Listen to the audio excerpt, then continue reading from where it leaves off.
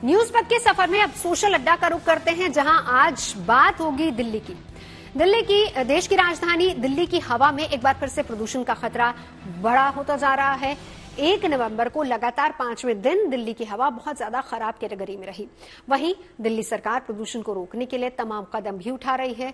दिल्ली के पर्यावरण मंत्री गोपाल राय ने कहा कि एयर क्वालिटी इंडेक्स के लिहाज से अगले 15 से 20 दिन बहुत ज्यादा महत्वपूर्ण होने वाले हैं। गोपाल राय ने बताया कि रिपोर्ट के मुताबिक पड़ोसी राज्यों में पराली जलाने के मामले कम जरूर हुए हैं, लेकिन इसका असर अब दिल्ली की हवा में देखा जा सकता है। 1 नवंबर से अगले जो 15-20 दिन हैं ये काफ़ी क्रिटिकल होते हैं। अभी जो साइंटिस्ट का कहना है कि अभी जिस तरह से टेम्परेचर डाउन जा रहा है और हवा की जो स्पीड है वो काफ़ी कम हो गई है, ऐसे में जितने पोल्यूटेंट हैं वो काफ़ी नीचे हैं। अभी कल जो है वो लगभग 350 AQI पहुंचा था। दिल्ली में जो 13 हॉट स्पॉट्स हैं उन पे जो अलग अलग काम हो रहे हैं उससे काफ़ी जगहों पे तो चीज़ें जो हैं वो नियंत्रण में आई हैं। अभी जो CAQM ने रिपोर्ट जारी की 15 सितंबर से लेकर के और 30 अक्टूबर का, उसमें पराली की संख्या तो कम हुई है, लेकिन अभी भी जो पराली जल रही है उसका इम्पैक्ट निश्चित रूप से अब इस समय जो है दिल्ली के पोल्यूशन पे पड़ना शुरू हो चुका है। जाहिर है दिल्ली की हवा में घुलते जहर से लोगों की मुश्किलें बढ़ने लगी हैं। गले में खराश और आंखों में जलन शुरू हो चुकी है। ये समस्या अभी बढ़ते प्रदूषण के साथ ही और ज्यादा बढ़ने वाली है। मेरे सहयोगी मनीष चौरसिया ने दिल्ली के लोगों से इसी मुद्दे पर बात की और उनकी राय जाननी चाहिए। आप सर दिल्ली के ही हैं, परेशान कर रही है हवा आपको? वैसा कर रही है, बहुत परेशान बहुत ज्यादा जी। यहाँ पे कितनी दिक्कत हो रही है पोल्यूशन से? बहुत दिक्कत है भैया यहाँ पे इस टाइम। कितनी दिक्कत होती है पोल्यूशन? भी लगता है बहुत। अभी तो दिवाली भी नहीं आई, दिवाली के हाल पहले ही देखो कितना पोल्यूशन हो रहा है, आंखों में लग रहा है, आपके लग रहा होगा। यही सरकार भी कुछ नहीं कर रही, राजनीति है सब, राजनीति है सब। करना क्या चाहिए सरकार?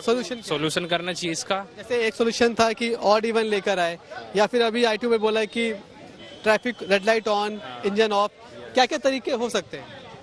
यही है, जैसे वो जानते हैं पुराल खेतों में पुराली, उससे जलता है, उससे बहुत पोल्यूशन होता है, तो थोड़ा उसके ऊपर ध्यान देना चाहिए। देखो ऑड इवन एक बहुत अच्छा सोल्यूशन था इसके लिए, इसको कंटिन्यू करना चाहिए और ऑड डेज पे ऑड गाड़ियां, इवन डेज पे इवन गाड़ियां चलेंगी तो इससे पोल्यूशन पे थोड़ा तो फर्क पड़ेगा। लेकिन ऑड इवन को लेकर ये कहा गया कि उसकी कोई ऐसी हमें स्टडी दिखाई है जो बताती हो कि ऑड इवन से पैदा हुआ है। ऐसी कोई स्टडी आई नहीं जो बताए कि उससे पैदा हुआ या नहीं हुआ, तो मतलब पता ही नहीं कि उसके रिजल्ट क्या थे।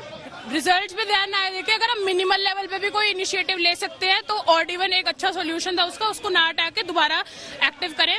और इसके लिए और जो भी एनवायरमेंटलिस्ट हैं वो अपने सॉल्यूशंस निकाले, उन लोगों को भी एम्प्लॉयमेंट दी गई है तो अपना इनिशिएटिव ले उसके लिए। Carpooling is a good option I believe, क्योंकि मतलब जैसे कि अब कई लोग होते हैं ट्रैफिक जाम्स इतने लगते हैं, वो इस वजह से लगते हैं क्योंकि लोग मतलब कोऑपरेट नहीं करते। अगर लोग कोऑपरेट करें, एक दूसरे के साथ जाएं, अगर सेम कार यूज करें या पब्लिक ट्रांसपोर्ट यूज करें, बसेस यूज करें, तो उससे ट्रांसपोर्टेशन बहुत कम हो सकता है। सरकार भी कुछ एक्शंस ले रही है, कभी ऑड इवन कर दिया, कभी red light on, engine of मुहिम चला दी।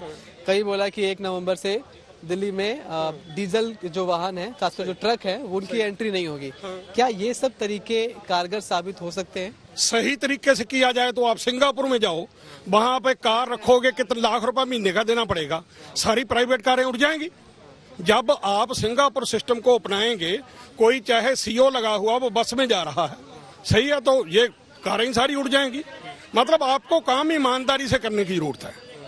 अगर आप टाइम पास करेंगे फिर कुछ नहीं होगा।